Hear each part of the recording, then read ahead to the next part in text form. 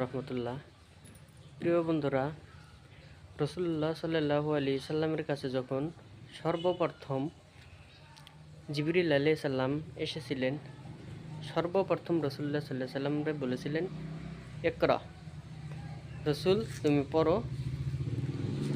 রসুল্লাহ সাল্লাল্লাহু আলাইহি সাল্লামকে সর্বপ্রথম বলার উদ্দেশ্য হলো, শিক্ষা হয়েছে মানুষের মেরুদণ্ড। শিক্ষাহীন মানুষ অন্ধকার জগতে বসবাস করে। সেই কারণে আল্লাহ রাব্বুল আলামিন জিবরিল মারফুতে রসুল্লাহ সাল্লাল্লাহু আলাইহি ওয়াসাল্লামকে বলেছে যে ইকরা, তুমি পড়ো। যাতে করে পড়াশোনা হলো শিক্ষার মেরুদণ্ড। দেখুন, এখানে দেখা যাচ্ছে সুন্দর একটি কলেজ,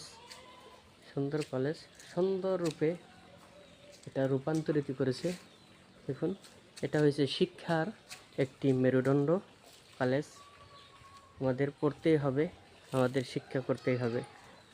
সেই উদ্দেশ্যে মহান আল্লাহ রাব্বুল আলামিন শিক্ষা করার জন্য প্রত্যেকটা মানুষকে আদেশ করেছে।